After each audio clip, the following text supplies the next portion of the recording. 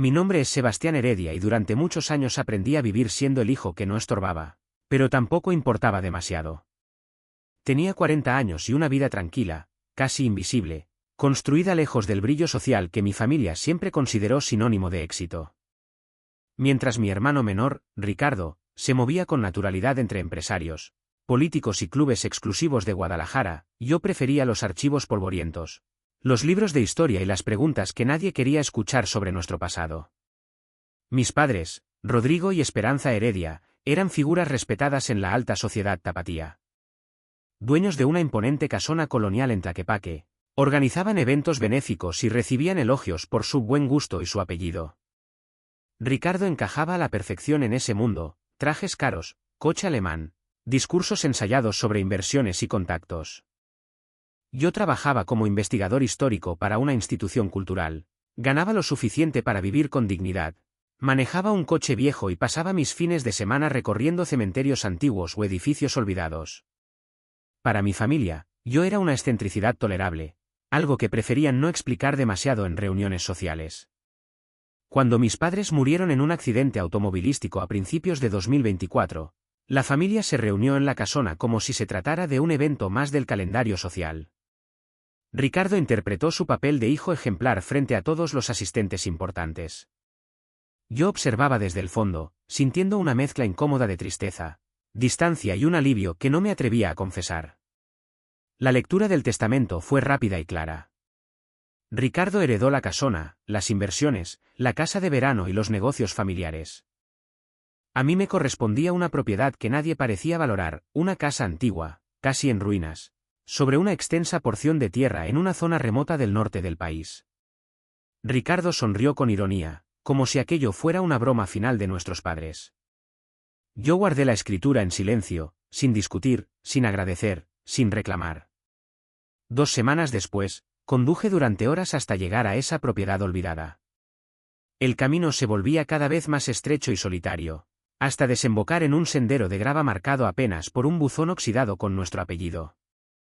La casa estaba peor de lo que imaginaba: tejas caídas, madera carcomida, paredes cansadas de sostener décadas de abandono. Sin embargo, la tierra que la rodeaba era impresionante. Praderas abiertas, un arroyo que cruzaba el terreno y la sierra recortándose contra el horizonte. Aquella primera noche dormí en el suelo, escuchando el viento colarse por las grietas, con una sensación extraña de estar exactamente donde debía estar. Al explorar la casa al día siguiente, descubrí algo que cambiaría mi vida. En una de las habitaciones, el suelo no encajaba del todo. Al levantar unas tablas, encontré una caja metálica escondida. Dentro había documentos antiguos, fotografías, actas, cartas. Al revisarlas, comprendí que mi familia había guardado un secreto durante generaciones. Mi bisabuela, la mujer que había vivido en esa casa hasta finales del siglo pasado, era hija de una mujer indígena rarámuri. Había fotografías de ceremonias, de reuniones comunitarias, de una vida que jamás fue mencionada en mi casa de Guadalajara. Las cartas eran lo más doloroso. En una de ellas, un antepasado directo escribía con desprecio sobre esas conexiones primitivas, y exigía que se rompiera todo vínculo para no manchar el apellido familiar. La respuesta de mi bisabuela era firme y serena: prefería el aislamiento y la pobreza antes que negar quién era. Y así lo hizo. Se quedó allí, en esa tierra, mientras el resto de la familia fingía que nunca había existido. Durante las semanas siguientes, viajé a comunidades cercanas y hablé con personas que aún recordaban a esa mujer y a su madre. Me contaron historias, compartieron memorias, me hablaron de la tierra como algo vivo, no como una simple propiedad. Poco a poco entendí que aquello que me habían dado como un premio de consolación era, en realidad, una herencia inmensa. No en dinero, sino en significado. Ricardo llamaba insistentemente, sugiriendo que vendiera la propiedad, que sacara algo de ese desastre, antes de que me arruinara. Cuando le dije que no pensaba vender, se rió y me recordó, con crueldad, mis limitaciones económicas y mi edad. Esa conversación marcó el final de nuestra relación tal como la conocía. Colgué el teléfono y por primera vez no sentí culpa. Con ayuda de la comunidad, comencé a restaurar la casa. No fue fácil ni rápido. Cada pared, cada viga, cada rincón recuperado era también una forma de reconstruirme a mí mismo. Solicité apoyos culturales, documenté el proceso, escuché a los mayores y aprendí más sobre mi historia de lo que jamás había aprendido en casa. Lo que empezó como una restauración se convirtió en un proyecto cultural vivo, un espacio donde la memoria, la identidad y la dignidad podían existir sin vergüenza. Con el tiempo, el proyecto atrajo atención. Académicos, estudiantes, periodistas y comunidades enteras comenzaron a interesarse en la historia que había sido silenciada durante tanto tiempo. La casa se transformó en un centro cultural, un punto de encuentro, un lugar donde otras personas también empezaron a buscar y aceptar sus propias raíces.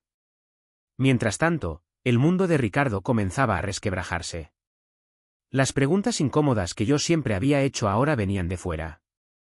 La reputación que tanto protegía se veía amenazada no por una mentira, sino por la verdad.